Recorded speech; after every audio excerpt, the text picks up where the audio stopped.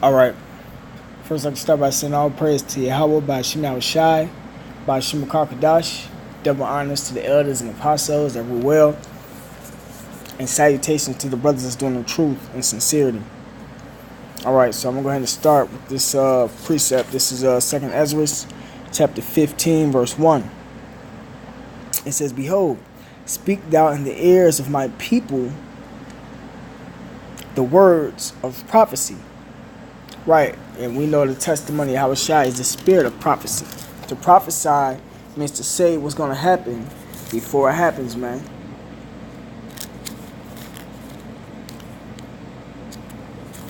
That's what we're dealing with now today. That's what the Lord deals with.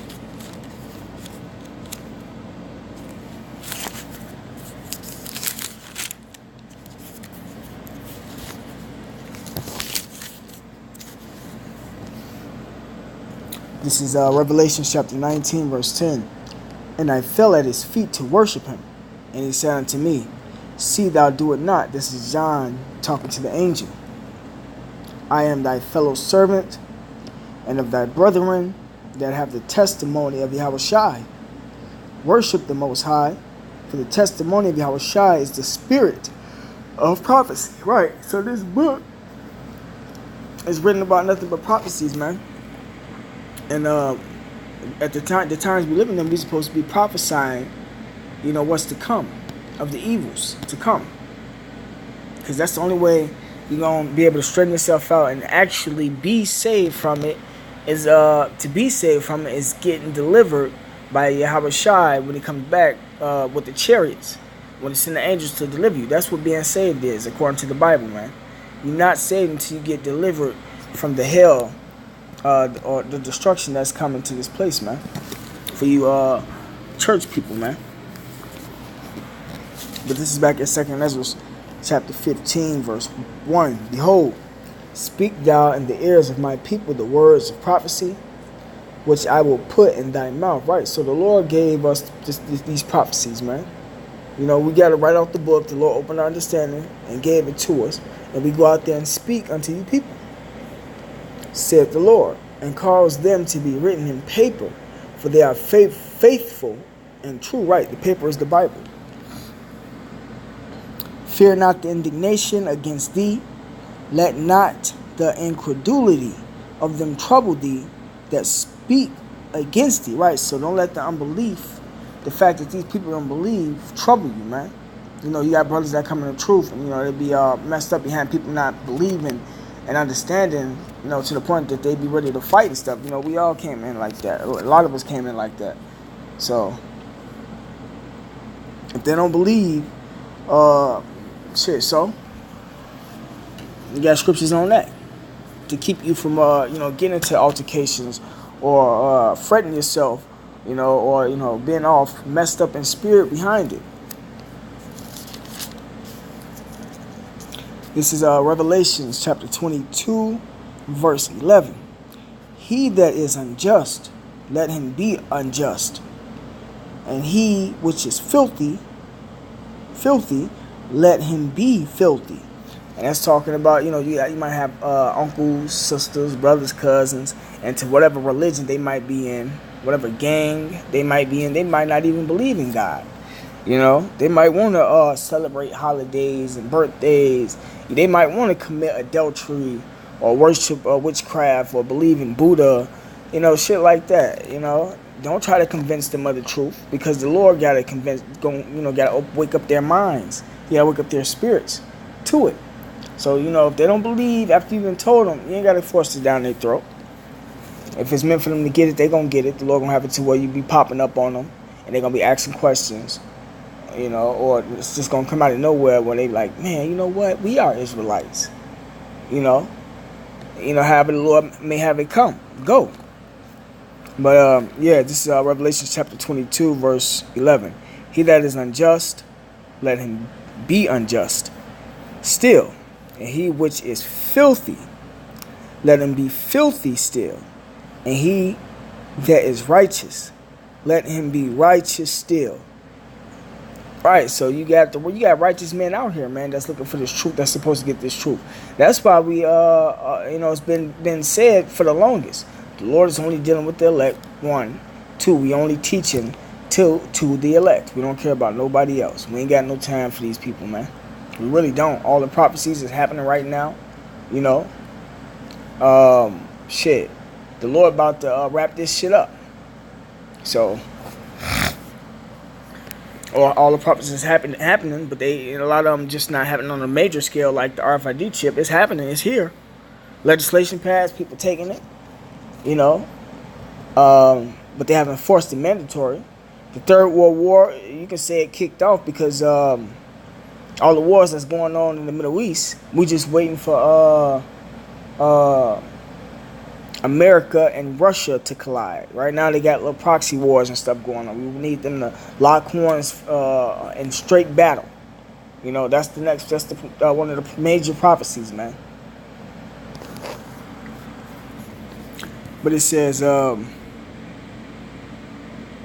let him be righteous still, and he that is holy, let him be holy still. It says, and behold, I come quickly, and my reward is with me. The reward is the kingdom of heaven, to give every man according at his work, as his work shall be. Right. So if you're doing what you're supposed to be doing according to the gospel, you know, and teaching the people, you're going to be rewarded with the kingdom of heaven. Those who not going to be rewarded with death. They're going to have to die on this side. You got a 1/3 and a 2/3.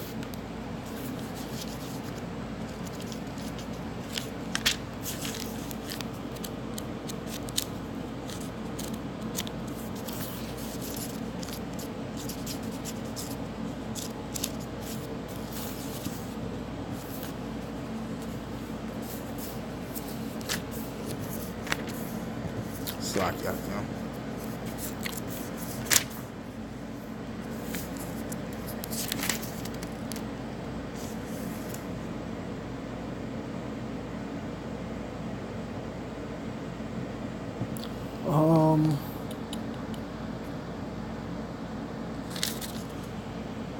This is Isaiah 28.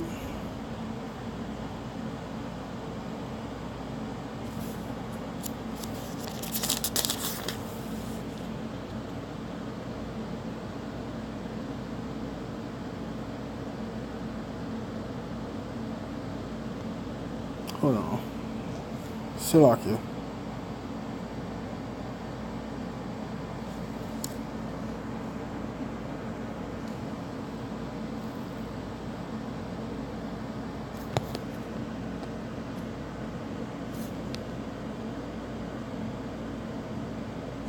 Okay, this is Isaiah 29 and 9. Stay yourselves and wonder. Cry ye out and cry. They are drunken, but not with wine. They stagger, but not with strong drink. For the Lord hath poured out upon you the spirit of deep sleep. Right, so the Lord put them to sleep, man. That wine is philosophy. And have closed your eyes, the prophets and your rulers, the seers hath he covered. Right, so a lot of these people out here that's in these fraternities, they know a little bit of the truth, but they don't know it all, man. It's not given to them all. Just like the elites, they don't get the whole truth. The Lord blinded 2/3 of Israel not to receive this truth. So you ain't gotta do too much to convince them.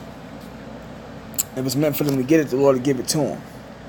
It says, and the vision of all is become unto you as the words of a book that is sealed, right? Words which men deliver to one that is learned, your professors, saying, read this, I pray thee. And he saith, I cannot, for it is sealed, right? The book was sealed. It's sealed. And the book is delivered to him that is not learned, right? Him that didn't go to school, saying, read this, I pray thee. And he saith, I am not learned.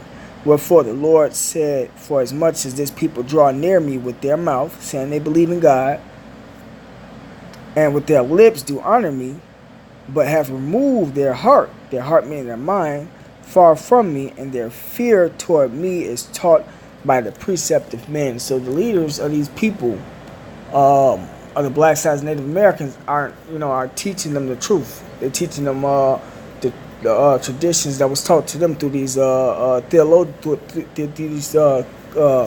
religious schools and stuff, man. So, ultimately the Lord blinded them. The book is sealed unto them. They can't break the scriptures down. That's what that means. It's not given to them. So I'm going to go ahead and read this, get back into this Ezra to jump back on point. And then in the lesson off, this is 2nd Ezra chapter 15, verse 3. It says, 15 and 1. I'm going to read it straight through. Behold, speak thou in the ears of my people the words of prophecy, which I will put in thy mouth, saith the Lord, and cause them to be written in paper, for they are faithful and true. Fear not the imagination against thee, and let not the incredulity of them trouble thee that speak against thee. Imagination is talking about what people say they're going to do unto us, like harm us or something. Incredulity is their unbelief. For all the unfaithful shall die in their unfaithfulness. So those who don't believe are going to be put to death. So saith the Bible. With that being said, all praise to Yahweh Shema Shai. Double honors to the elders and apostles that were well. And salutations to the brothers and sisters doing the truth and sincerity. Shalom.